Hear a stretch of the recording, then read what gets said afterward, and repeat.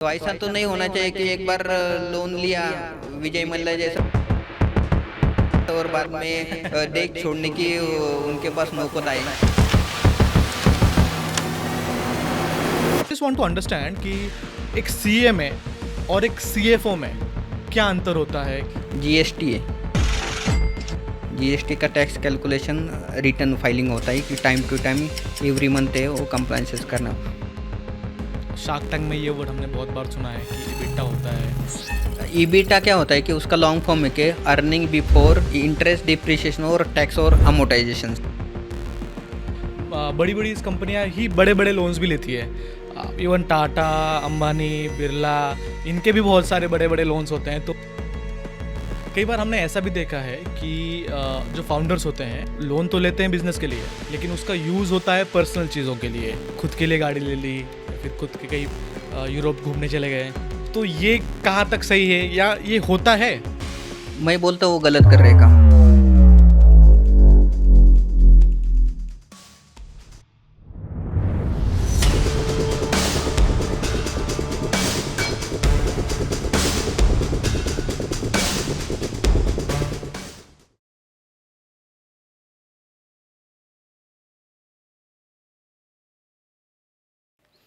Hi all, welcome to Ganesha talks. मैंने अपने 8 साल के कॉर्पोरेट करियर में बहुत सारी कंपनियां बनती हुई देखी है और बहुत सारी कंपनियां बिगड़ी हुई भी देखी है। बायजूस एक क्लासिक एग्जांपल है। फाइनेंशियल मैनेजमेंट, मनी मैनेजमेंट, ये बहुत ज़रूरी होता है किसी भी कंपनी को बनने के लिए। और छोटी छोटी गलतियाँ बड़े से बड़े कंपनी को बर्बाद कर सकती है।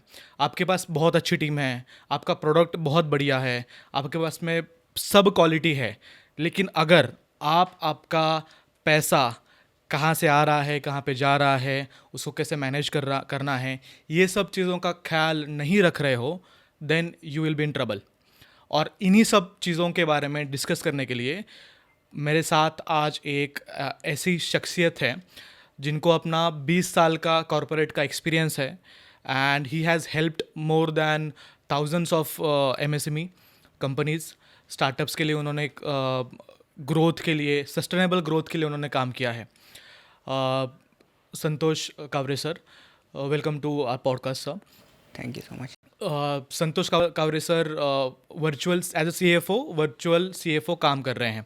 सो sir, first of all I want to understand, मैं आपसे पूछना चाहूँगा कि वर्चुअल CFO की आपकी जर्नी कैसे स्टार्ट हुई। I know you have 20 years of experience, right? 20 साल आपने कॉर्पोरेट में काम किया है और उसके बाद आप वर्चुअल CFO आप अभी काम कर रहे हो। सो यहाँ तक कैसे आए आप? मेरा जो जर्नी है वो कॉरपोरेट के पहले आया हूँ। Started my career from chartered accountants office. तो वहाँ पे मैंने बेसिक जो अकाउंटिंग कैसे करते हैं, स्टैट्यूटरी कंप्लायंसेस क्या होता है, इनकम टैक्स रिटर्न कैसे होते हैं, कि how to create balance sheet, profit on loss account, वो सब सीखा। वो क्योंकि चार्टर्ड अकाउंटेंट ऑफिस में क्या कि सब चीज़ें यही होता है कि statutory compliances, income tax return, audits, उस समय तो sales tax and service tax वगैरह होता था, एक्साइज होता था, अभी जीएसटी आया है।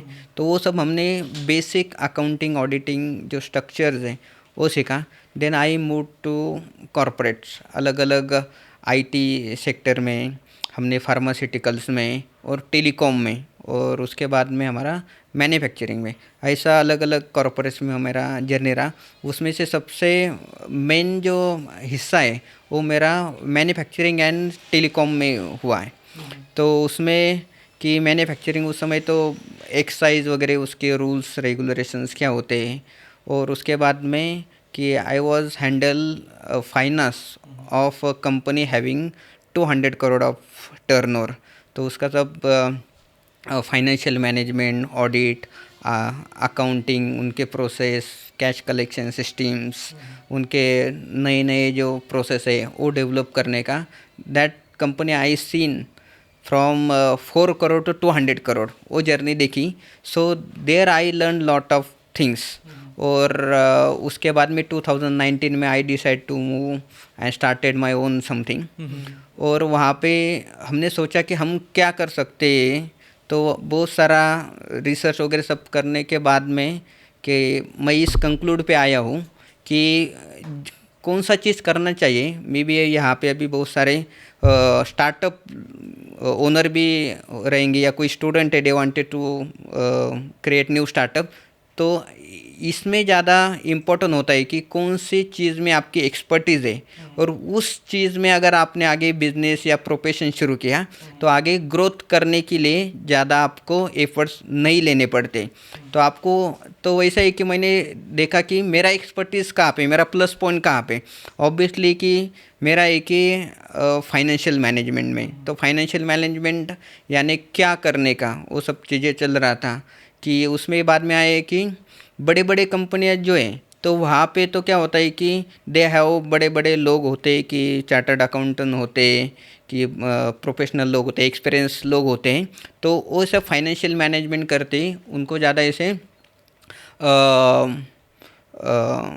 दिक्कतें नहीं आती, क्योंकि उनके पास एक्सपर्टीज़ होती है सब चीज़ें। मगर दिक्कतें कहाँ पे आती है, एमएसएमई में और एसएमईज में दिक्कतें आती है कि उनका जो बिज़नेस है, छोटा बिज़नेस है, 5-10 करोड़ 50 करोड़ 100 करोड़ तक बिज़नेस है, तो उन बिज़नेसेस में, जिस ऑर्गेनाइजेशन में ये सब चीज़ें फाइनेंशियल मैनेजमेंट वगैरह वो प्रोसीजर नहीं होती है, तो उनको ज़्यादा मुझे लगा उस समय कि अगर मैंने वहाँ पे जाके उनको हेल्प किया तो मैं कुछ मेरे लाइफ में कुछ वैल्यू एडिशन कर सकूँगा उनके ऑर्गेनाइजेशन में। तो वहाँ पे देखा कि मैं फाइनेंशियल मैनेजमेंट में अगर मेरे एक्सपर्टीज़ है, तो why not we can help to SMEs and MSME. और वहाँ पे रिक्वायरमेंट, अगर इंडिया की अगर इकोनॉमी देखेंगे तो उसमें से 70-75% जो 70-75% का जो हिस्सा है वो एमएसएमई के ऊपर डिपेंड है। तो अगर एमएसएमई आपके अगर रुक जाती है तो ऑब्वियसली उसका डायरेक्टली इम्पैक्ट हमारे पूरे इंडिया की इकोनॉमी में होंगे। अगर उसको हमने कुछ वैल्यू एडिशन किया तो वो ज़्यादा मुझे वहाँ पे कन्विंस लगा मेरे खुद को कि मैं करूँगा। तो वहाँ पे मैंने शुरू किया कि एज अ वर्चुअल सीएफओ करके वी कैन हेल्प आउट। कि बिजनेस ओनर जो है उनको टेक्निकल नॉलेज होता है, प्रोडक्ट नॉलेज होता है, उनका सेल्स भी अच्छा खासा बना लेते, मगर जब कुछ जगह सर्वे हुआ है तो वहाँ पे पता चला कि most of businesses fail because of miss management of finances. और मेरे उसमें एक्सपर्टीज है, तो उसको मैंने क्या किया कि उनके यहाँ पे चैलेंजेस हैं, वहाँ पे प्रॉब्लम्स हैं, तो उनका प्रॉब्लम मैं यहाँ पे कैसे सॉल्व करूँगा थ्रू माय एक्सपर्टीज़। तो वहाँ से मैंने फिर वर्चुअल सीएफओ के सब प्रोसीजर है वो हम शुरू किया। कि आज तक बहुत सारे जो बिजनेसेस में हमने फाइनेंशियल प्रोसेसेस है डेवलप की, उनके चैलेंजेस थे उनको हमने रिजॉल्व किया। और अभी एम है कि how can I help maximum and more startups and entrepreneur, they have challenges in financial management. Great. So CFO तो हर किसी ने सुना होगा कि सीएफओ क्या करता है, everyone knows, but what is virtual CFO? इसमें अंतर क्या है दोनों में? सीएफओ क्या है और वर्चुअल सीएफओ क्या है? सीएफओ क्या होता है कि CFO is chief financial officer. और जो बड़ी बड़ी कंपनी होती है कि 500 करोड़ टर्नओवर है, 1000 करोड़ टर्नओवर है, 10,000 करोड़ टर्नओवर है, लिस्टेड कंपनियां जो है, तो वहाँ पे उनको डेडिकेटेड एक चीफ फाइनेंशियल ऑफिसर होता है person. He take care all the financial management का रोल है वो वहाँ पे प्ले करता है। और उनके जो भी fund raising activity, cash flow, budgeting, audit, compliances, वो सब टेक केयर करता है। And he is the whole time person, कि फुल टाइम वहाँ पे जॉब करता है, कि 9 to 6 जॉब। वो तो नाम के लिए होता है मगर उससे ज़्यादा टाइम देना पड़ता है उनको कॉर्पोरेट में देखेंगे तो। मगर he only responsible for only one single organizations. तो वो होता है कि सीएफओ, वर्चुअल सीएफओ का होता है कि उनको फुल टाइम उस क्लाइंट के ऑफिस में जाके आपको टाइम देने की ज़रूरत नहीं है, क्योंकि वहाँ पे उतना रिक्वायरमेंट भी नहीं होता है। तो फिर उनको रिक्वायरमेंट क्या होती है कि वहाँ पे जो उनके प्रॉब्लम्स आए तो उसको प्रॉब्लम को सॉल्व करने का। तो वहाँ पे हम क्या कर लेते हैं कि वर्चुअली ऑनलाइन उनको हेल्प करते हैं, रिमोटली भी उनको क्या कर लेते हैं कि वो सब प्रोसेस जो है इम्प्लीमेंट्स करने के लिए हेल्प करते हैं। उसके बाद में एक ही पीरियडिकली मीन्स वीकली एक बार, 10 दिन के बाद में 15 डेज या मंथली विजिट करके उनके जो भी प्रॉब्लम्स है वो सॉल्व करने के लिए हेल्प करते हैं, और उनके जो भी फाइनेंशियल प्रोसेस है डेवलप करने के लिए, तो वहाँ पे होता है कि सीएफओ जो होता है कि फुल टाइम होता है, dedicated for only one single organisation. Virtual CFO होता है कि रोज़ जाने की ज़रूरत नहीं, और मल्टीपल ऑर्गेनाइजेशन को सपोर्ट करता है, हेल्प कर सकता है, there is no any limitations. Correct correct. और मुझे लगता है कि जो छोटी छोटी कंपनियां हैं उसमें फुल टाइम सीएफओ की नीड भी नहीं है। हाँ, रिक्वायरमेंट भी नहीं होती उसमें। क्या होता है, और एक होता है कि फुल टाइम सीएफओ अगर देखेंगे तो उनका जो पैकेज और सैलरी राइट राइट, मंथली बहुत ज़्यादा होगा। 2 लाख से ज़्यादा शुरू होता है, या 5-10 लाख रुपए तक होते हैं, डिपेंड ऑन कंपनी साइज। मगर अगर एमएसएमई और एमएसएमई छोटे बिजनेस है तो उनको अगर 1 लाख रुपए अगर सैलरी मांगी तो उनका बजट नहीं होता, ऑब्वियसली दे ग्रोइंग होती है, इतना ज़्यादा उनके पास कैपेसिटी और रिक्वायरमेंट भी नहीं होती है वो सब चीज़ें के लिए। तो वर्चुअल सेफ है कि उनके जो कम बजट में ये सब चीज़ें हैं वो सस्टेन होते हैं, और वो बेयर भी कर सकते हैं कॉस्ट को। अभी जब हम फाउंडर से बात करता हूँ, मैं भी बहुत सारे फाउंडर से बात करता हूँ, मेरे बहुत सारे दोस्त हैं जिन्होंने खुद का बिज़नेस स्टार्ट किया है। सो मैं आपसे बात करने से पहले उनसे सबसे पूछा कि आपको प्रॉब्लम्स क्या फेस होती है और क्या दिक्कतें आपको आती है। सो उन्होंने मुझे बताया कि इन सब चीज़ों को डिस्कस करने के लिए वो सीए की एडवाइस लेते हैं। So I just want to understand कि एक सीए में और एक सीएफओ में क्या अंतर होता है, क्या रोल्स रिस्पॉन्सिबिलिटीज़ और क्या वैल्यू एडिशन दोनों अलग अलग कर सकते हैं। इसमें क्या होता है कि जो चार्टर्ड अकाउंटेंट होते हैं उनका मेन रोल क्या होता है कि जब भी कौन सा भी अगर नया ऑर्गेनाइजेशन इस्टेब्लिश करने का शुरू करने का, तो जो सर्टिफिकेशन और जो रजिस्ट्रेशन है कि आपको एमएसएमई रजिस्ट्रेशन करने का, ये कंपनी कॉरपोरेशन करने की है, वो काम होता है। उसके बाद में आता है कि आपके जो भी स्टैट्यूटरी कंप्लाइंसेस होते हैं कि आफ्टर स्टार्टेड द ऑर्गेनाइजेशंस, ये होता है कि आपका भी जीएसटी है, जीएसटी का टैक्स कैलकुलेशन रिटर्न फाइलिंग होता है कि time to time every month है वो कंप्लाइंसेस करना। उसके बाद में होता है कि टीडीएस होता है, टीडीएस के रिटर्न्स उसकी भी फाइलिंग जो होती है वो करनी पड़ती है। और उसके बाद में होता है कि at the financial year and आपको उस जो भी आपने ऑर्गेनाइजेशन में ट्रांजिशन किए उसका ऑडिट करवाने का, और ऑडिट के बाद में इनकम टैक्स रिटर्न फाइलिंग, ये जो होता है कि ये सब प्रोसेस जो है और वो प्रैक्टिस जो है चार्टर्ड अकाउंटेंट करते हैं, और उसके रिलेटेड जो भी हेल्प है वो ऑर्गेनाइजेशन को मिल जाती है। तो उनका होता है कि टैक्स प्रैक्टिस बोलते हैं नॉर्मल वो चार्टर्ड अकाउंटेंट के लैंग्वेज में। तो ये सब टैक्स प्रैक्टिस है वो नॉर्मली मोर देन 95% सीए जो टैक्स प्रैक्टिस करते हैं। और इसके बाद में फिर क्या होता है कि उनका जो इन्वॉल्वमेंट होता है टैक्स रिलेटेड होता है, उनका जो इन्वॉल्वमेंट जो है ना वो day to day operations, profitability, cash flow management जो है उसमें वो ज़्यादातर नहीं होता है, और इन्वॉल्वमेंट भी नहीं होता। उसके कारण उनका जो फोकस है वो स्टैट्यूटरी कंप्लाइंसेस होता है कि बहुत बार मैं जब मेरे बहुत सारे चार्टर्ड अकाउंटेंट फ्रेंड्स है उनसे बात कर लेता हूँ, तो उनका कहना है कि अरे हमारा तो टैक्स प्रैक्टिस है, अगर किसी का भी ऑर्गेनाइजेशन में अगर लॉस हो गया तो उसमें हमारा कुछ इन्वॉल्वमेंट नहीं, that all responsibility goes to founder, और जो मैनेजमेंट से ओनर है उनकी होती है। तो उसके लिए क्या होता है कि वो जो इंटरनल जो भी प्रॉब्लम्स फेस कर रहे, प्रॉफिटेबिलिटी क्यों डाउन हो रही है, कौन से एक्सपेंसेस बढ़ रहे हैं, उनका कैश फ्लो में क्या गड़बड़ चल रही है, वो चैलेंजेस क्या आ रहे हैं, तो उसका सोल्यूशन में भी चार्टर्ड अकाउंटेंट के पास बहुत बार नहीं होता और इन्वॉल्वमेंट नहीं होती।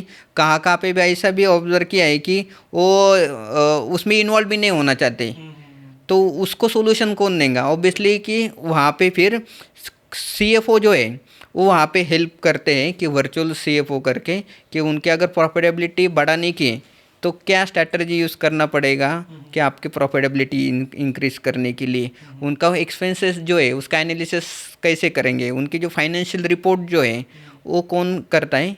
तो वहाँ पे आता है कि वर्चुअल सीएफओ का रोल आ जाता है कि डे टू डे ऑपरेशन में उनको जो भी फाइनेंशियल मैनेजमेंट और फाइनेंशियल डिसीजन मेकिंग के लिए इंफॉर्मेशन चाहिए, तो वो वर्चुअल सीएफओ के थ्रू उनको हेल्प मिल सकती है कि ये ज़्यादा इम्पोर्टेंट है। एक तो एक टैक्स प्रैक्टिस जो है सीए करते हैं, और internal financial management, cash flow, MIS reporting, dashboard, उसका एनालिसिस जो है इन डेप्थ जाके इंटरनल जो मैनेजमेंट है उसमें रोल होता है, वो सीएफओ का होता है। Correct correct great.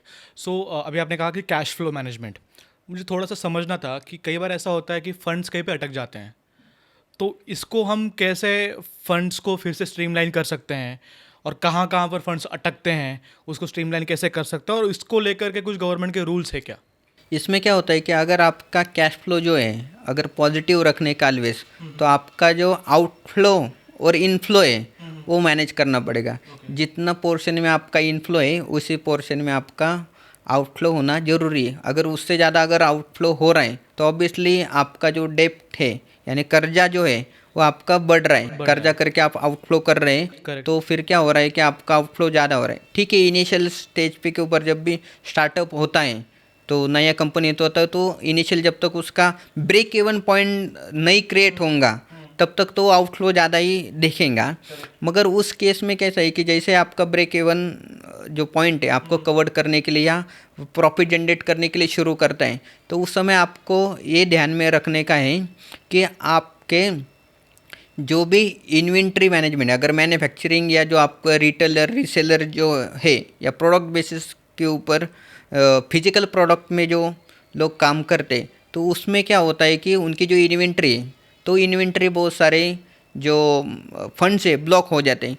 बाद में होता है कि जब आपका नया ऑर्गेनाइजेशन सेटअप होता है या कोई मैन्युफैक्चरिंग प्लांट है आपको बनाने का है, तो उस समय आपके बहुत सारे मैन्युफैक्चरिंग के जो मशीनरी है, प्लांट है, इक्विपमेंट्स जो है या ऑफिस सेटअप जो है या फिर आपके सॉफ्टवेयर जो है, हार्डवेयर जो है, उसमें आपका कैपिटल इन्वेस्टमेंट ज़्यादा होता है। और जब आप सेल करते हैं तो तीसरा पॉइंट आता है, आपको सेल करते हैं तो आपको बहुत बार जो आपके कॉर्पोरेट क्लाइंट रहेंगे या बी क्लाइंट रहेंगे, तो वहाँ पे आपको आपके क्लाइंट को क्रेडिट जो है वो ऑफ़र करना पड़ता है 30 डेज़, 45 डेज़, 60 डेज़ का। तो मीन्स अगर आपने 1 तारीख को उनको सेल किया है तो आपका जो पैसा है वो 30 तारीख या नेक्स्ट महीने में आ जाएगा। तो 1-1.5 महीने जो है आपका फंड जो है आपका ब्लॉक हो जाता है। Right. तो उसमें ये 3-4 चीज़ें होती है कि यहाँ पे आपका फंड ब्लॉक होता है। दूसरा होता है कि अगर आपने फ्यूचर में कुछ लोन्स लिया है, एडवांसेस लिया है या कुछ ईएमआई चल रहा है, तो वहाँ पे भी आपका आउटफ्लो हो जाता है। तो वहाँ पे आपको क्या करना है, कैश फ्लो अगर पॉजिटिव करने का है तो जितना जल्दी से जल्दी आपके इन्वेंट्री है वो ज़्यादा फास्ट मूविंग होना चाहिए, ताकि इन्वेंट्री में ज़्यादा आपका अमाउंट है ब्लॉक ना हो जाएगा। उसके बाद में जो भी आपने इन्वॉइसिंग किया, सेल किया, वो कस्टमर के पास से आपको जितना on time with in time collections कैसा होगा उसके ऊपर आपको फोकस करना पड़ेगा। अगर जितना जल्दी आपका कैश टू कैश सिस्टम बोलते हैं हमारे फाइनेंशियल एस्पेक्ट में, जब कौन सा भी रॉ मटेरियल परचेस करने से आपका मैन्युफैक्चरिंग, उसके बाद में डिस्ट्रीब्यूशंस, उसके बाद में आपका क्रेडिट पीरियड, वो सब कलेक्शन करने के लिए आपका कितना दिन लगता है, तो उसके बेसिस पर आपका कैश फ्लो मैनेजमेंट होती है। राइट। सर अभी आपने बात करते हुए कहा कि क्रेडिट देना पड़ता है। जैसे कि कई सारी कंपनीज होती है जो क्रेडिट नहीं देती, आपको पहले पैसा पे करना होता है और फिर बाद में आपको प्रोडक्ट डिलीवर होता है। तो इसको कैसे हम सुधारें, क्रेडिट को कैसे सुधारें कि हमको क्रेडिट ना देना पड़े और ऑफ़र या फिर कोई सर्विस देने से पहले, प्रोडक्ट देने से पहले पैसा आए? नहीं, उसके लिए आपको क्या करना पड़ेगा कि नॉर्मली क्या होता है कि बी बिजनेसेस में आपको सिंगल टाइम जो है कस्टमर आपको फर्स्ट टाइम कन्वेंस होता है या फर्स्ट टाइम डिलीवरी होता है, रिपीटेटिव ऑर्डर नहीं होता है, उस केस में आपके पास B2C केस में आप एडवांस ले सकते हैं। मगर B2 केस में क्या है, इसके industry to industry, one organisation तो दूसरे ऑर्गेनाइजेशन होते हैं। ऑटोमोबाइल्स कंपनी में जब सप्लायर करते हैं तो ऑब्वियसली आपको क्रेडिट पीरियड देना पड़ता है कि विदाउट क्रेडिट पीरियड फिर वहाँ पे में भी इनपैनलमेंट होगा मगर आपको ऑर्डर नहीं मिलेंगी। मगर उसके लिए आपको क्या करना पड़ेगा, आपको जो कैश कलेक्शन सिस्टम या रिकवरी सिस्टम आपको स्ट्रॉन्ग करनी पड़ेगी, ताकि आपको जो भी अमाउंट है आपको टाइम पे आ जाएगा और आपके कैश फ्लो के ऊपर कुछ इम्पैक्ट नहीं होगा, उसको आपको करना। तो उसके लिए आपको क्या है कि अगर रिकवरी फास्ट करने की, तो आपका जो कम्युनिकेशन कैसे करते हैं आपके ऑर्गेनाइजेशन टू क्लाइंट, वो ज़्यादा बेटर होते हैं। बहुत बार हमने देखा कि मेरे पास एक क्लाइंट था, तो उनके सब जो क्लाइंट थे वो सब कॉरपोरेट क्लाइंट है, और उनका बड़ा बिजनेस ना छोटा बिजनेस था, और वहाँ पे अकाउंटिंग प्रॉपर नहीं होती थी, या जो फाइनेंशियल प्रोसेस जो है वो इम्प्लीमेंट नहीं थी, उनका कैश कलेक्शन या रिकवरी प्रोसेस भी नहीं थी। जब हमने वहाँ पे काम शुरू किया तो उस समय आइडेंटिफाई हुआ है कि उनके बहुत सारे जो क्लाइंट हैं उन्होंने 3-3 महीने मीन्स मंथली इन्वाइसिंग होता था हर क्लाइंट के लिए, उनका सब्सक्रिप्शन टाइप बिजनेस है। तो वहाँ पे 2 महीने पेमेंट नहीं, 3 महीने, और उसमें से एक ऐसे क्लाइंट था उन्हें 8 महीने पेमेंट नहीं दिया था। वो क्यों हो गया? वो ओनर है आजुम करते थे कि हमारा जो कॉर्पोरेट क्लाइंट है तो ऑब्वियसली हर महीने पैसे आते हैं उनके पास से, आजुम करते थे, मगर मेंटेन नहीं किया, तो उन्होंने ट्रैक नहीं किया, तो समझ में नहीं आया कि अरे मेरा पैसा कौन से क्लाइंट के पास बैलेंस है। तो ये सब प्रोसेस सिस्टम बिल्ड किए हमने, रिसीवेबल के रिपोर्ट्स वहाँ पे जनरेट किए, तो वहाँ पे पता चला कि 8 महीने से एक कंपनी ने अमाउंट नहीं दी। 8 छोटा बिजनेस है, 8 महीने से अगर कौन सी कंपनी अगर पेमेंट नहीं देती, ऑब्वियसली वहाँ पे प्रॉब्लमेटिक है। तो उसके बाद में उन्होंने फिर वो रिकवरी शुरू की, और उसके बाद में उनका पैसा आना शुरू हुआ। तो ये सब प्रोसेस होते हैं। सबसे पहले आपको क्या करने का है कि रिसीवेबल के रिपोर्ट जो है वो मेंटेन करने की है, कौन से ओवरड्यू पेमेंट्स है उसको आपको फोकस करवाने का है, और फोकस करने के लिए और रिकवर करने के लिए you should have a dedicated team.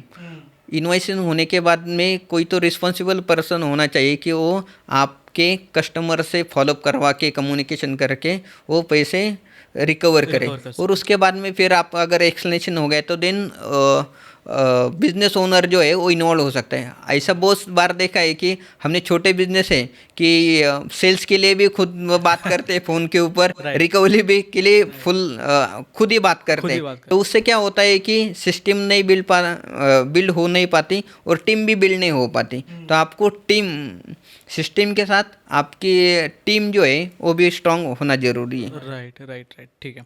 आपने अभी बात करते हुए कहा कि रिपोर्ट्स बहुत ज़रूरी होते हैं, तो एज अ फाउंडर कौन से रिपोर्ट्स हैं फाउंडर को जो देखने चाहिए, और उसको रिपोर्ट्स को पढ़ते कैसे हैं, उसको यूज़ कैसे करते हैं, और क्या क्या रिपोर्ट्स उसको देखने चाहिए?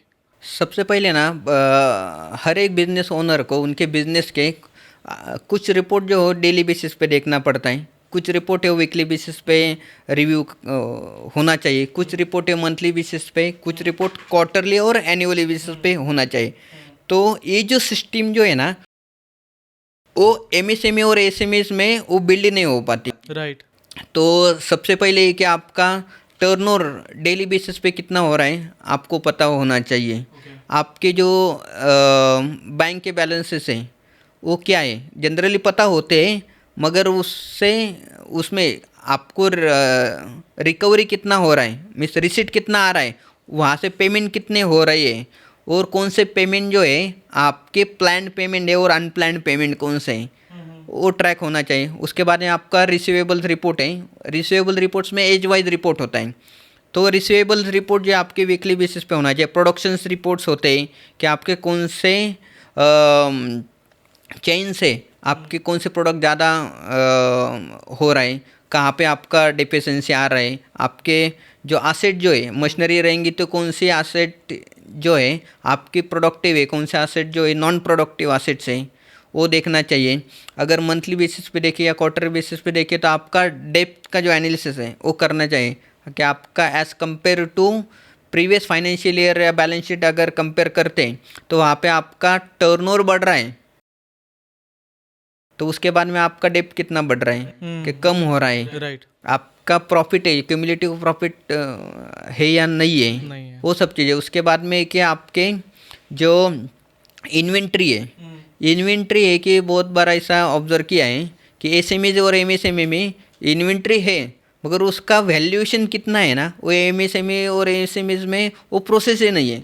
पता ही नहीं तो है। पता नहीं, वो अप्रोक्सली बताते हैं कि मेरे पास अभी 5 करोड़ की इन्वेंट्री रहेंगे, मेरे पास 1 करोड़ की इन्वेंट्री रहेंगे, वो अप्रोक्सली बताते हैं। मगर वो ट्रैकिंग सिस्टम में कहाँ ना कहाँ तो मिस आउट हो जाते हैं। तो आपको पता होना चाहिए कि इन्वेंट्री कितना है, उसमें से फास्ट मूविंग इन्वेंट्री क्या है, स्लो मूविंग इन्वेंट्री कौन सा है। स्लो मूविंग इन्वेंट्री तो आपको ज़्यादा वहाँ पे इन्वेंट्री कैरी करने की ज़रूरत नहीं, फास्ट मूविंग इन्वेंट्री वहाँ पे आप इन्वेस्ट कर सकते हैं। मगर उसमें भी है कि आपका इन्वेंट्री कुछ लोगों का होता है कि 2-2 महीने का इन्वेंट्री वो मेंटेन करते हैं, 1 महीने का इन्वेंट्री करते हैं। मेरे पास एक क्लाइंट था, तो वहाँ पे हमने शुरुआत की, तो उनका भी वो ऐसा था कि पहले वो 1 मंथ की इन्वेंट्री मेंटेन करते थे। हमने वहाँ पे इन्वेंट्री मैनेजमेंट सिस्टम इम्प्लीमेंट किया। अभी वो 15 डेज़ का इन्वेंट्री सिर्फ मैनेजमेंट करते। 15 डेज़ इन्वेंट्री यानी क्या है कि अगर आपका मंथली रेवेन्यू 1 करोड़ का है, तो 1 महीने का इन्वेंट्री आपको, यानी 1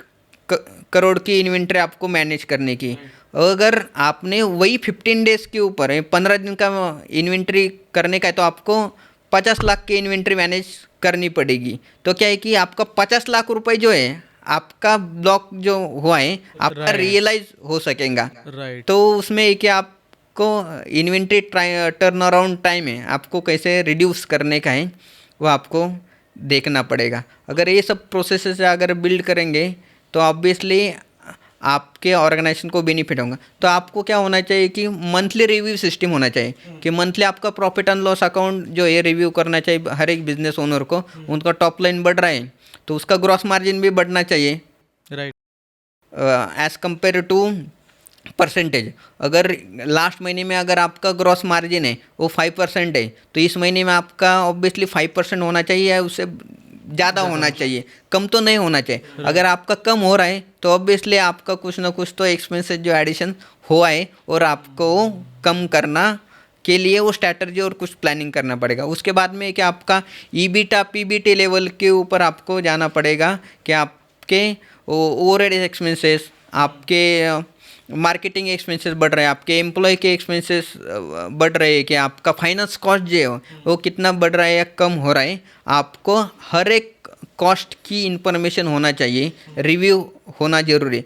तो एज अ बिजनेस ओनर हर महीने आपका बिजनेस का डैशबोर्ड है, profit and loss account, cash flow statement और प्रॉफिट एंड लॉस स्टेटमेंट के बाद में कैश फ्लो स्टेटमेंट और बैलेंस शीट है, आपको रिव्यू करना ज़रूरी है। अगर आप वो रिव्यू करते हैं तो उसी के बाद में आपको पता चलेगा कि मेरा जो बिज़नेस है वो आपका कितना ग्रो हो रहा है, क्या ग्रो नहीं हो रहा है, या क्या आपका लॉस में जा रहा है। Right, right. अभी बात करते वक्त आपने कहा कि इबिटा, शार्क टैंक में ये वर्ड हमने बहुत बार सुना है कि इबिटा होता है। तो थोड़ा सा मुझे समझाइए कि इबिटा मतलब क्या होता है, और इसको हम कैसे यूज कर सकते हैं, या फिर इसका एनालिसिस, इसका क्या मतलब होता है एग्जैक्टली? ईबीटा क्या होता है कि उसका लॉन्ग फॉर्म है कि अर्निंग बिफोर इंटरेस्ट, डिप्रिसिएशन और टैक्स और अमोटाइजेशन। मीन्स जो होता है कि आपका रियल प्रॉफिट कितना बना है बिफोर आपका टैक्स और डिप्रिसिएशन और इंटरेस्ट। तो होता है कि आपका कैश प्रॉफिट बोला जाता है, आप फाइनेंशियल लैंग्वेज में आपने कैश प्रॉफिट कितना किया है। अगर ईबिट आप ये करेंगे तो उसका कैलकुलेशन कैसा होता है, आपको सिंपल लैंग्वेज में बताता हूँ कि आपका सेल हो गया है इस महीने में 1 करोड़ का। उसके बाद में आपके परचेस और प्रोडक्शन कॉस्ट है, उसमें से 60% गए, 60 लाख रुपीज़। बाद में आपका और हेड्स है वो 20% गया, आपका office expenses, employ salary, marketing, जो भी स्टैट्यूटरी कंप्लाइंसेस है वो सब मिला के आपका 20% हो गया। और आपका ईबिटा जो है वो बना आपका 20% का। मिस 1 करोड़ का सेल्स, 60 लाख रुपीज़ का आपका प्रोडक्शन और आपका रॉ मटेरियल कॉस्ट, 20% आपके ओवरहेड्स, तो 20% आपका ईबिटा। ऐसे आपको कैलकुलेशन करवाते हैं। तो ये सब आपको कब पता चलेगा, जब आप हर महीने आपके कंपनी का top line to bottom line का जो प्रॉफिट एंड लॉस स्टेटमेंट है वो आप रिव्यू करेंगे, तो आपको पता चलेगा आपने रियल कैश प्रॉफिट कितना किया है। Okay, great. अभी मुझे ये बताइए कि जो फाउंडर्स होते हैं वो जनरली कौन सी मिस्टेक्स ज़्यादा करते हैं फाइनेंशियल मैनेजमेंट के रिलेटेड? एक हमने ऑब्जर्व किया है कि सबसे बड़ी मिस्टेक होती है कि बिकॉज ऑफ फाइनेंशियल अवेयरनेस नहीं है उनके पास, तो वो जो भी डिसीजन मेकिंग करते, फाइनेंशियल डिसीजन मेकिंग करते और उनके पास फाइनेंशियल एक्सपर्टीज नहीं है। नहीं है, और ऐसा भी देखा कि विदाउट फाइनेंशियल एक्सपर्टीज उनके पास जो भी फास्ट एक्सपीरियंस है या उनके पास जो नॉलेज है उसके बेसिस पे वो डिसीजन मेकिंग करते हैं। मगर हर एक बिजनेस ओनर ने जो डिसीजन मेकिंग, अगर फाइनेंशियल डिसीजन मेकिंग है तो उनके पास नंबर के बेसिस पे उनका डिसीजन मेकिंग होना चाहिए, नहीं कि सिर्फ आपके बैंक बैलेंस के ऊपर। नंबर से यानी क्या है कि आपका प्रॉफिटेबिलिटी कहाँ पे है। अगर आपने कोई लोन लेने का है तो लोन का यूटिलाइजेशन कहाँ पे होने वाला है, उसको रिपेमेंट कैसे करेंगे आप, उसका आपके पास आंसर होना चाहिए बिफोर टेकिंग एनी डेप्ट और एनी लोन्स। तो वहाँ पे होते नहीं कि डिसीजन है on the basis of experience लिया जाता है कि नॉट कि नंबर बेसिस पे। वो सबसे बड़ी गलती करते हैं कि लोग। और उसमें होता है कि बाद में हर महीने हर एक बिजनेस में, कॉरपोरेट में जब मैं था तो वहाँ पे लोग जो है कि बोर्ड मीटिंग हर महीने होती है। वो क्यों होती है, ऐसा नहीं कि उनको कुछ काम नहीं और ठीक है चाय पानी के लिए वो बोर्ड मीटिंग करते, वैसा नहीं। वहाँ पे प्रॉपर फाइनेंशियल एनालिसिस होता है कि जो सीएफओ जो है वो वहाँ पे प्रेजेंट करते हैं हर एक बोर्ड मेंबर्स को कि हमारा टर्नओवर कितना हुआ है, हमारा ग्रॉस मार्जिन कितना है, हमारा इस महीने में कौन से प्रोडक्ट के सेल ज़्यादा हुए, क्यों हो गए ज़्यादा, उस पर्टिकुलर प्रोडक्ट में कितना प्रॉफिटेबिलिटी है, या कोई एक प्रोजेक्ट है वहाँ पे हमें और फंड्स की कहाँ पे रिक्वायरमेंट्स है, आउटफ्लो कहाँ पे, कैश फ्लो ब्लॉकेज कहाँ पे हुए, हमारे फाइनेंशियल कॉस्ट कहाँ पे ज़्यादा जा रही है, वो सभी चीज़ें का एनालिसिस करते हैं। एक्सपेंसेस का एनालिसिस होता है, तो उसके बाद में वो डिसीजन में क्या होता है कहाँ पे हमें एक्सपेंसेस बढ़ाने की, कौन से प्रोडक्ट के लिए हमें ज़्यादा काम करने का है, कौन से प्रोडक्ट ज़्यादा सेल्स करने के लिए हमें फोकस करने का है। वो सब चीज़ें होती है कि मैन पावर कहाँ पे बढ़ाने का, उसके बेसिस पे होता है कि वो नंबर के बेसिस पे होता है। मगर वो छोटे बिजनेस है वहाँ पे ये सब चीज़ें नहीं होती कि वो एक्सपीरियंस बेसिस पे होता है। फाइनेंशियल रिव्यू सिस्टम मंथली होता नहीं है और सब चीज़ें। दूसरा है कि उनके पास टीम के भी अवेयर थोड़ा कम होता है कि उनको लगता है कि हमारे पास अगर एक अकाउंटेंट है तो ठीक है, हमारा स्टैट्यूटरी कंप्लायंस हो रहा है, जीएसटी पेमेंट्स हो रहा है और हमारा एनुअल जो इनकम टैक्स रिटर्न और बैलेंस शीट बन रहा है तो हो रहा है, तो बाकी चीज़ की ज़रूरत नहीं है। मगर यही प्रॉब्लम है।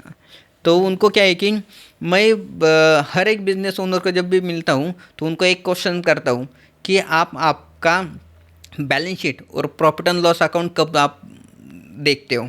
तो उनका एक स्टैंडर्ड आंसर रहता है कि मोस्ट ऑफ 99% बिजनेस ओनर ने मुझे दिया, वो होता है कि जब उनका एनुअल फाइलिंग का डेट जब नियरेस्ट आता है, क्या सितंबर अगस्त सितंबर में उनका डेट होता है, तो उसके पहले हमारे जो चार्टर्ड अकाउंटेंट जो है वो बैलेंस शीट बनाते हैं, तब उससे हम साइनिंग करते हैं, तो उस समय हम हमारा जो बैलेंस शीट है वो देख पाते हैं। मगर ये चीज़ें जो है ना वो मिस्टेक है उनकी सबसे बड़ी, कि आप बिजनेस कर रहे हो तो आप खुद के लिए बिजनेस कर रहे हो कि ना कि इनकम टैक्स के लिए। जब आप आपका बैलेंस शीट जो है वो आप इनकम टैक्स रिटर्न फाइलिंग करते हो उस समय साइन करने के लिए सिर्फ आप अगर बैलेंस शीट देखते हैं तो बैलेंस शीट आपकी इनकम टैक्स पर्पस के लिए आपने बनाई हो, उसका नॉर्मल हम गेस कर सकते हैं उसको। मगर क्या है कि अगर आप खुद का बिजनेस करते हैं तो बैलेंस शीट और प्रॉफिट एंड लॉस अकाउंट जो खुद के रिव्यू के लिए बनाना चाहिए। तो वो कब करने चाहिए, हर एक बिजनेस ओनर को ईच एंड एवरी मंथ जो है आपका प्रॉफिट एंड लॉस अकाउंट और बैलेंस शीट है रिव्यू किया, तो फिर वो खुद के लिए बैलेंस शीट बनाई, हम मानते हो। राइट। और वो मिस्टेक्स नहीं दोहरानी चाहिए, उन्होंने हर मंथ में वो चेक करना चाहिए। हर महीने रिव्यू होना चाहिए। ग्रेट। एक और मेरा सवाल था कि कई बार ऐसे ओनर्स होते हैं, बिजनेस ओनर्स होते हैं जो लोन लेने में डरते हैं। कई बार ऐसे फैमिली बैकग्राउंड भी होता है कि फैमिली से हमको ये बताया जाता है कि लोन मत लो, लोन लेना सही नहीं होता, या फिर हमारे इसमें लोन नहीं लिया जाता। सो आपका क्या इसको लेकर के आपके थॉट्स क्या है कि लोन लेना चाहिए या नहीं लेना चाहिए? ऑब्वियसली लोन जो है बहुत ही इम्पोर्टेंट टॉपिक है। हमें लोन जो है वो लेने के पहले ये एनालिसिस होना चाहिए कि उसका यूटिलाइजेशन क्या, कहाँ पे होने वाला है, उसका पर्पस क्या है लोन लेने के पीछे। अगर वो पर्पज़ आपका क्लियर है कि लोन लेने के लिए मेरा 1 करोड़ का लोन है, तो उसमें से 60% अमाउंट है ये रीज़न के लिए यूज़ करूँगा, उसमें से 20% भी रीज़न के लिए यूज़ करूँगा, और बाकी का अमाउंट यहाँ पे करूँगा, वो आपको डिफाइन होना चाहिए। ओके। उसका यूटिलाइजेशन कहाँ पे करेंगे वो आपको पता होना चाहिए, और यूटिलाइजेशन के बाद में आप उसको रीपेमेंट कैसे करेंगे। तो ऐसा तो नहीं होना चाहिए कि एक बार लोन लिया विजय मल्ल्या जैसा और बाद में देश छोड़ने की उनके पास नौकत आए। तो ऐसा ना होना चाहिए। आपके पास ऐसा नहीं है कि लोन लिया तो रीपेमेंट का भी प्लान होना चाहिए, उसका यूटिलाइजेशन का प्लान होना चाहिए। और कौन सा भी बिजनेस अगर आपके पास फंड्स अवेलेबल नहीं है तो ऑब्वियसली आप लोन ले सकते हो। और ऐसा भी देखा है कि जो बड़ी बड़ी कंपनियां जो है, ऐसा कौन सी कंपनी आपको नहीं इतना ज़्यादा मिलेंगी कि 90 to 95% जो बड़ी कंपनियां जो है, ऑर्गेनाइजेशन है, उन्होंने लोन लेके ही वो ग्रो हुई है, बड़ी हुई है। तो आपको लोन लेने का है तो ऑब्वियसली आप ले सकते हैं, ग्रो कर सकते हैं, उसमें कुछ ऐसा प्रॉब्लम नहीं है कि लोन डरने की बात नहीं। अगर आप बिजनेस कर रहे हैं तो आज फाउंडर है आप, तो रिस्क लेके आप बिजनेस कर रहे हो, तो लोन लेना भी एक टाइप का रिस्क ही है। अगर रिस्क नहीं लिया तो आप एंटरप्रेन्योर आपको कैसे कहे। करेक्ट है। इवन मैं तो कहूँगा कि बड़ी बड़ी कंपनियां ही बड़े बड़े लोन्स भी लेती है। इवन टाटा, अंबानी, बिरला, इनके भी बहुत सारे बड़े बड़े लोन्स होते हैं। तो लोन लेना चाहिए और उसको अच्छे तरीके से यूटिलाइज करना चाहिए। जैसे आपने कहा कि आपका पर्पस डिफाइन होना चाहिए कि वो लोन कहाँ पर आप यूज़ कर रहे हो, then you can go ahead for the loan. एक और मेरा लोन से लेकर के ही एक सवाल है, इसको मैं कंटिन्यू करूँगा कि कई बार ऐसा बोला जाता है कि ये लोन अच्छा है, ये लोन बुरा है, गुड लोन, बैड लोन, ऐसा हम बोलते हैं। सो इसका क्या मतलब होता है? What is good loan, what is bad loan? तो गुड लोन और बैड लोन है, उसके 2-3 क्राइटेरिया होते हैं। उसमें से सबसे पहले होता है कि जो लोन आपको सस्ते में मिल रहा है अच्छा। वो गुड लोन है। सस्ते में यानी क्या है कि उसका जो रेट ऑफ इंटरेस्ट है जितना कम है उतना अच्छा। अभी मार्केट में अगर देखेंगे बैंक जो है 8-9-10% के बीच में लोन का इंटरेस्ट है ऑफर करती है, which is loan means below 10 अगर परसेंटेज रेट ऑफ इंटरेस्ट है वो गुड लोन है। उससे ज़्यादा है तो फिर वो बैड लोन है। कहाँ कहाँ पे हमने ऐसा भी देखा कि कुछ ऑर्गेनाइजेशन जो है या जो फाउंडर्स है उन्होंने 18%, 19%, 20% का इंटरेस्ट के ऊपर लोन लिया है, विच इज़ नॉट गुड। तो उसको कह सकते हैं। दूसरा होता है कि पैरामीटर, जब लोन लेते हैं वहाँ पे बहुत सारे एक्सपेंसेस होते हैं कि लोन की वहाँ पे प्रोसेसिंग फ़ीस होती है, उसका स्टैम्प ड्यूटी होती है, कुछ गवर्नमेंट की फ़ीस होती है, वो देना पड़ता है। तो आपको लोन लेते हैं तो उस समय आपको ये पता होना चाहिए कि प्रोसेसिंग फ़ीस कितना परसेंटेज है, आपका स्टैट्यूटरी गवर्नमेंट की चार्जेस क्या है वो आपको पता होना चाहिए। जितना कम चार्जेस है या आप निगोशिएशन भी कर सकते हैं। ऐसा नहीं कि कोई एक बैंक ने अगर आपको 2% का प्रोसेसिंग फीस ऑफ़र कर दिया तो आपको उसी को हाँ कहना है या उसके ऊपर एग्री होने का। यू कैन नेगोशिएट कि ठीक है कि कम दे दो, या आपके पास लोन लेते समय आप मल्टीपल बैंक से भी एक ही बार अप्लाई कर सकते हैं। अगर आपको मल्टीपल बैंक के साथ अप्लाई करते हो तो आपके पास निगोशिएशन जो पावर है वो बढ़ जाते हैं कि आप वहाँ पे बोल सकते हैं कि मुझे यहाँ पे 8% से लोन मिल रहा है, आपके पास से 9% ऑफर कर रहे हैं, तो मैं आपसे क्यों लूँ, आप से बेटर प्रोसेसिंग फीस जो है वो दूसरी बैंक ले रहे। तो वो एक होता है कि जब भी आप लोन लेंगे तो आपको कंपैरिजन करना चाहिए कि ना कि सिर्फ कोई एक बैंक है सबसे पहले लोन ऑफ़र देती है उसके साथ जाना चाहिए। बहुत बार ऐसा भी होता है कि कुछ बैंक जो है ये जो साइकोलॉजी है जो यूज़ करते हैं वो क्या कर लेते हैं कि 8-10 दिन में आपका लोन का प्रपोजल है वो सैंक्शन करते, ऑफ़र लेटर देते और वहाँ पे पुश करती है बिजनेस ओनर को तो जल्दी से जल्दी आप कर लो, ताकि उनको भी पता है बैंकर को कि बिजनेस ओनर जो है अभी पहले जैसे नहीं कि ट्रेडिशनल बिजनेस करते हैं, वो भी थोड़े चालाक हो गए हैं। राइट। तो 2-3 बैंक से वो अप्लाई करते हैं। तो बैंकर का कहना होता है कि जल्दी से जल्दी साइन अप करके डिसबर्समेंट करें ताकि हमारा उनके भी targets होते हैं। हमारे टारगेट्स कंप्लीट हो जाए और हमारे बैंक का बेनिफिट हो जाए। करेक्ट। तो आपको उतना ज़्यादा टेंशन नहीं लेने का। आपको कम से कम 2 बैंकर से आपको कंपैरिजन करके उसके बाद में you can take the loan. तो Correct. फिर आप बेटर निगोशिएशन कर सकते हो और बेटर रेट आपको मिल सकता है। Right right. कई बार हमने ऐसा भी देखा है कि जो फाउंडर्स होते हैं लोन तो लेते हैं बिजनेस के लिए, लेकिन उसका यूज़ होता है पर्सनल चीज़ों के लिए। खुद के लिए गाड़ी ले ली या फिर खुद के कहीं यूरोप घूमने चले गए। तो ये कहाँ तक सही है या ये होता है? बहुत जगह होता है, अच्छा। बहुत जगह होता है।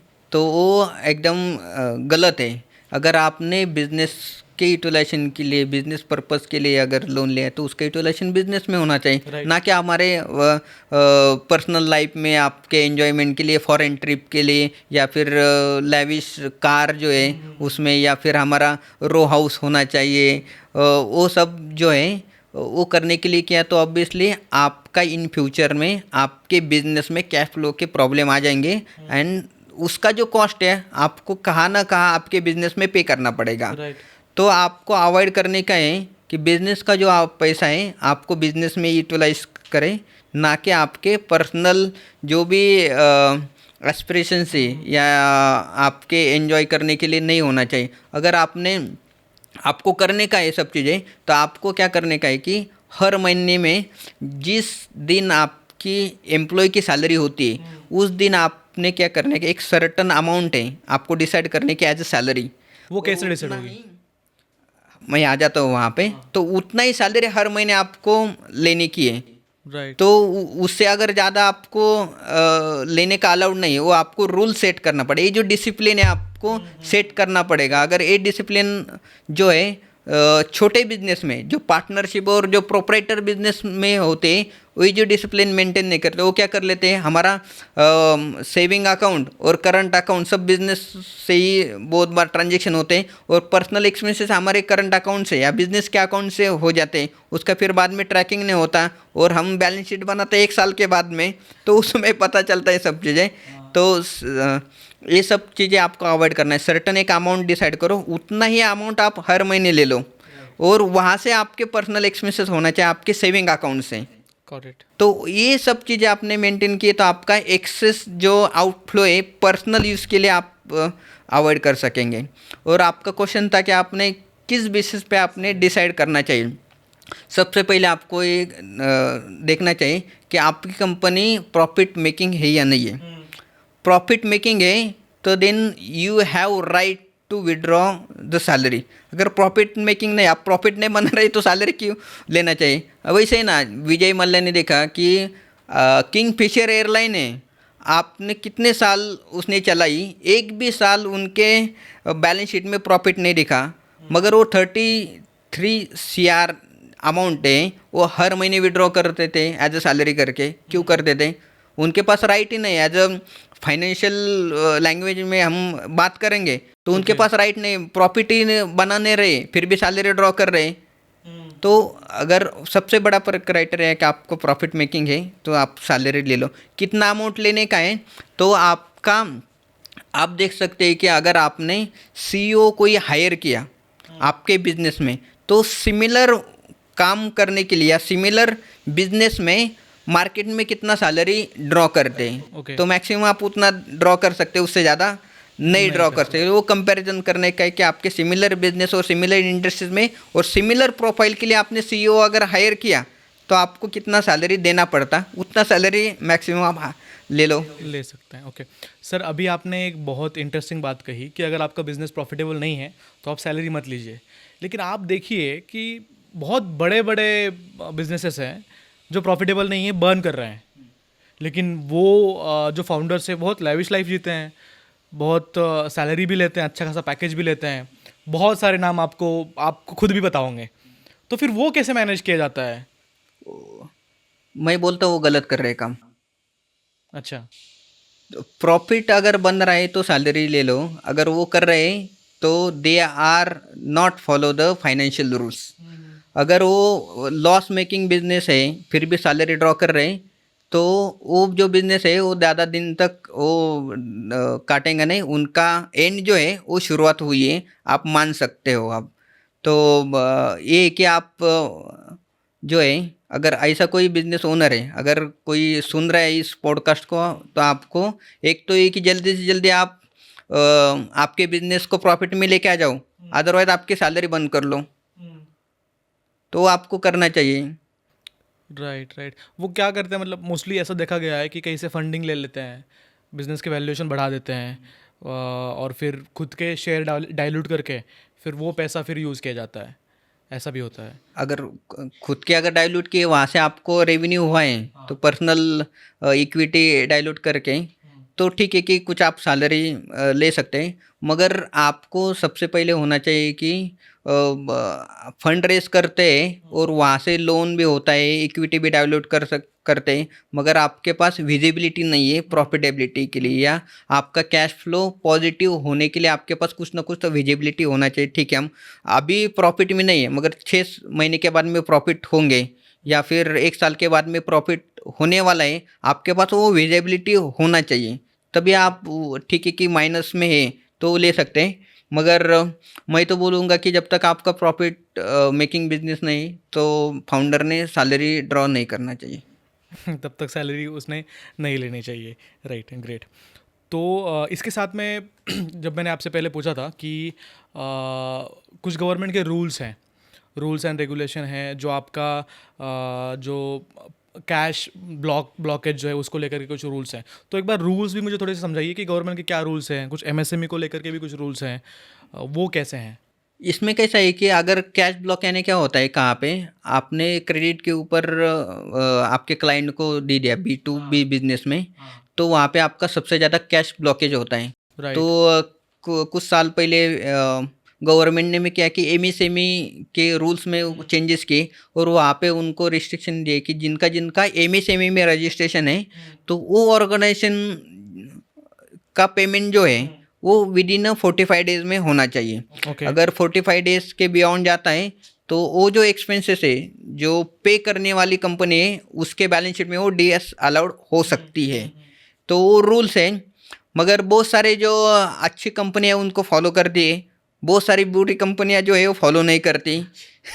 तो वो सब चीज़ें है यहाँ पे, मगर गवर्नमेंट रूल है कि 45 डेज के अंदर किसी भी सप्लायर जो है, आपका सप्लायर अगर एमएसएमई में रजिस्ट्रेशन है, तो 45 डेज के अंदर उसको आपको पेमेंट करना जरूरी है। Great great. सर, अभी डिस्कस करते वक्त एक सवाल मेरे दिमाग में आया कि जब भी कोई प्रोडक्ट, कोई सर्विस जब हम डिफ़ाइन करते हैं या फिर उसका प्राइसिंग स्ट्रक्चर जब हम देखते हैं, तो उसका एक यूनिट इकोनॉमिक्स होता है, राइट? तो उसको कैसे आप डिस्ट्रीब्यूट करोगे या फिर उसको कैसे आप समझाओगे? तो ये बहुत बढ़िया आपने क्वेश्चन पूछा, और हर एक स्टार्टअप और हर एक एंटरप्रेन्योर को ये पता होना चाहिए कि यूनिट इकोनॉमिक जो है वो कैसे कैलकुलेट कर सकते हैं। कि सबसे पहले ये कि अगर आपने यूनिट इकोनॉमिक्स कैलकुलेशन किया, तभी आपको पता चल सकता है कि आपके प्रोडक्ट का कॉस्ट कितना है, और उसके बाद में आपका प्रॉफिटेबिलिटी कितना है, और आप किस प्राइस में आप वो जो प्रोडक्ट है वो किस प्राइस के ऊपर सेल करेंगे। ताकि क्या है कि बहुत बार ऐसा देखा है हमने कि लोग क्या करते हैं कि सिर्फ एजम्पशन लेते हैं कि उनके पास क्या है कि रॉ मटेरियल का कॉस्ट होता है, थोड़ा बहुत लेबर कॉस्ट ऐड करते हैं, आपका इलेक्ट्रिसिटी कॉस्ट और कुछ एक्स्ट्रा अमाउंट जो है ओवरहेड्स ऐड करा के उस बेसिस पे वो कैलकुलेशन करते हैं। मगर अगर आपको कौन सा भी प्रोडक्ट अगर मैन्युफैक्चरिंग करने का है, तो उसका मैन्युफैक्चरिंग अमाउंट कितना है, मीन्स रॉ मटेरियल अमाउंट कितना है, उसका मैन पावर कॉस्ट कितना है, डायरेक्ट एक्सपेंसेस कितने हो रहे हैं, आपका सेलिंग का कॉस्ट कितना है, आपका ओवरहेड्स एडमिनिस्ट्रेटिव कॉस्ट कितना है, और उसके बाद में फाइनेंस कॉस्ट कितना है।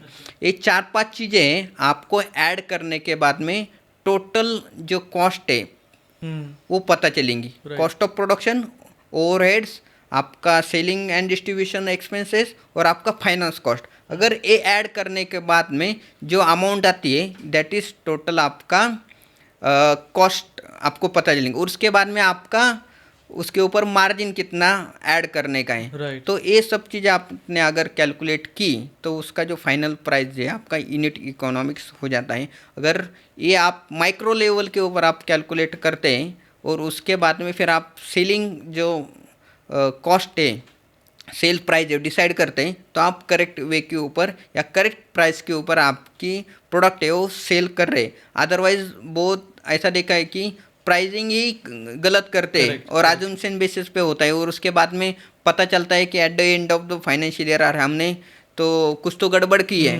मगर कहाँ पे गड़बड़ की उनको पता नहीं चलती जब तक आप आपके माइक्रो लेवल पे जाके आपका ग्रॉस मार्जिन और कॉस्ट ऑफ प्रोडक्शन आप कैलकुलेट करके हर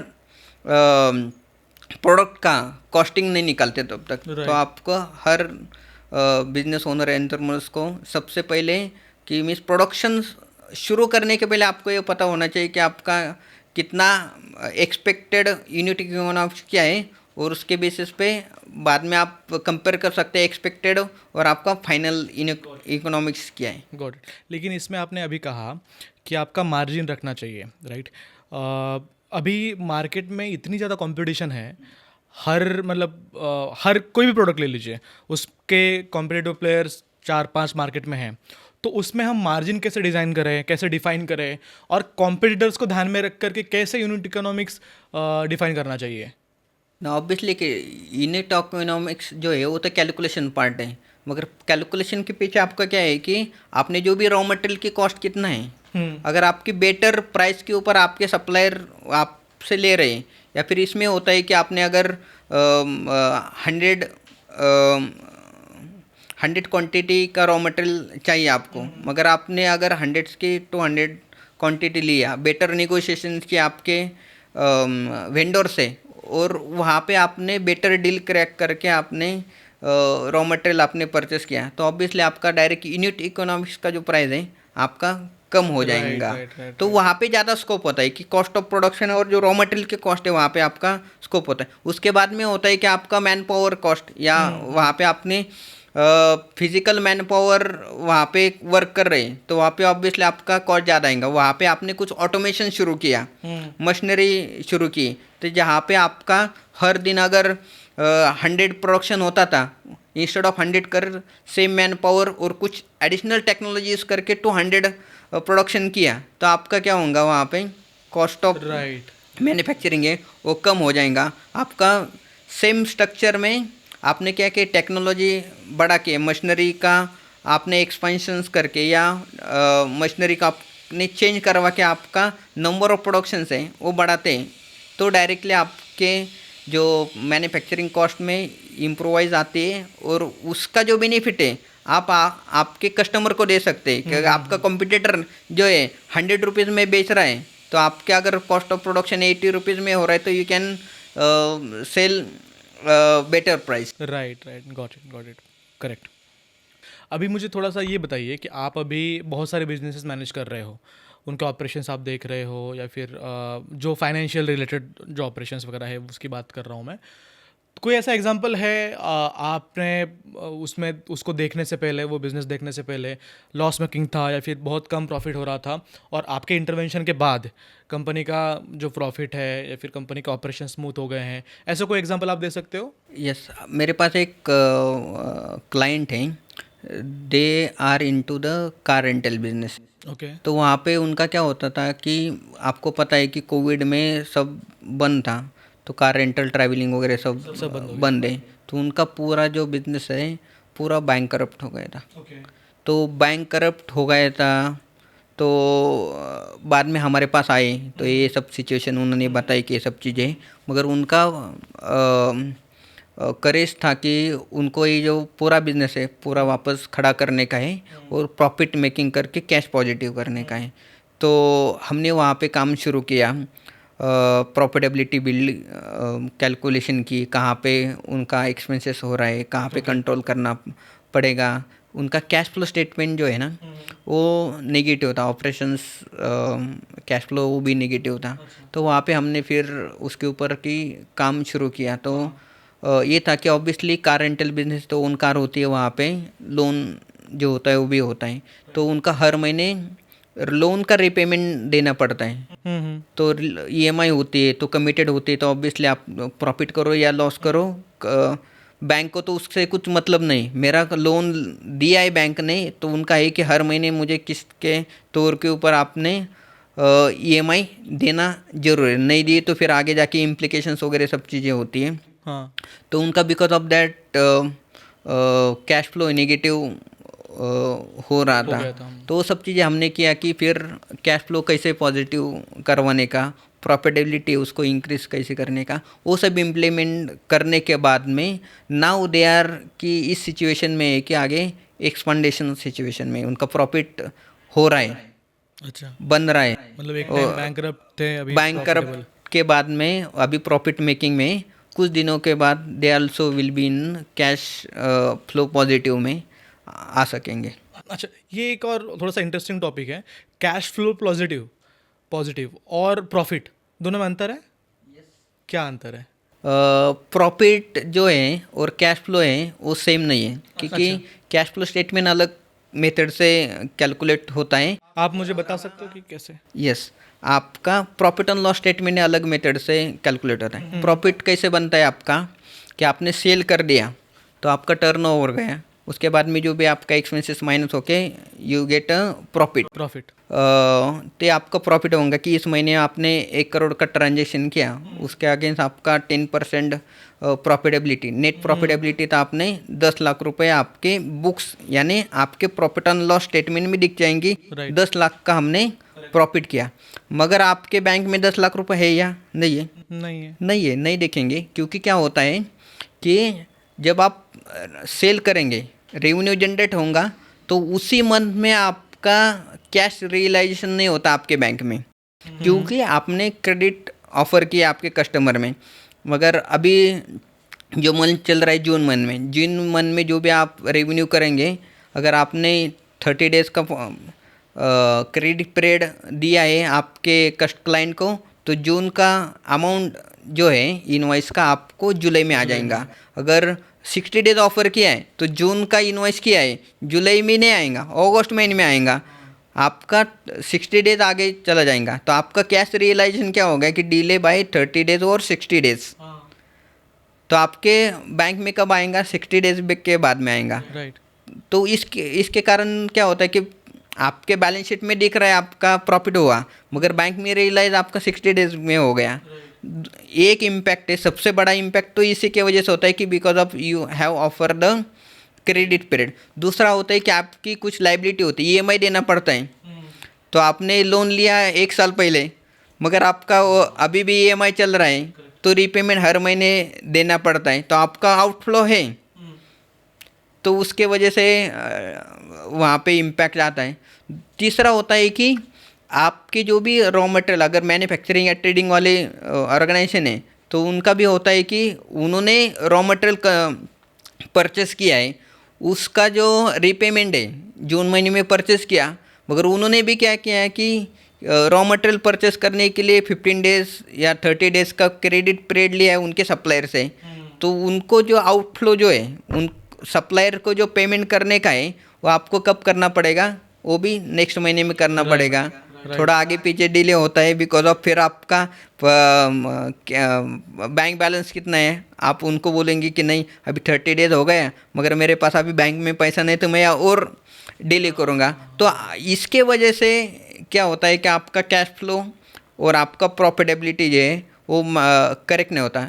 मोटा मोटा देखेंगे तो लोगों का ये माइंडसेट होता है कि हमारा अगर बैंक बैलेंस है तो हम प्रॉफिट में हैं, कि जो लोग profit and loss account statement है हर महीने रिव्यू नहीं करते, तो उनका माइंडसेट होता है कि अरे हमारा बैंक बैलेंस अभी कम हो गए हैं तो something is we are doing wrong.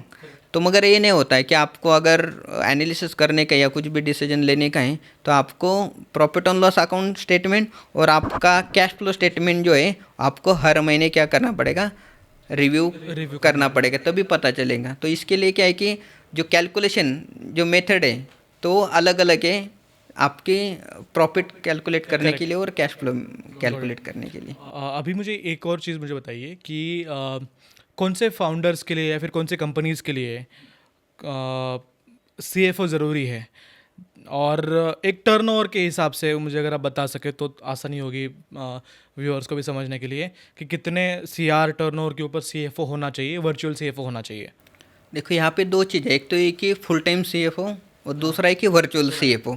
सबसे पहले हम बात करेंगे कि सीएफओ कब होना चाहिए।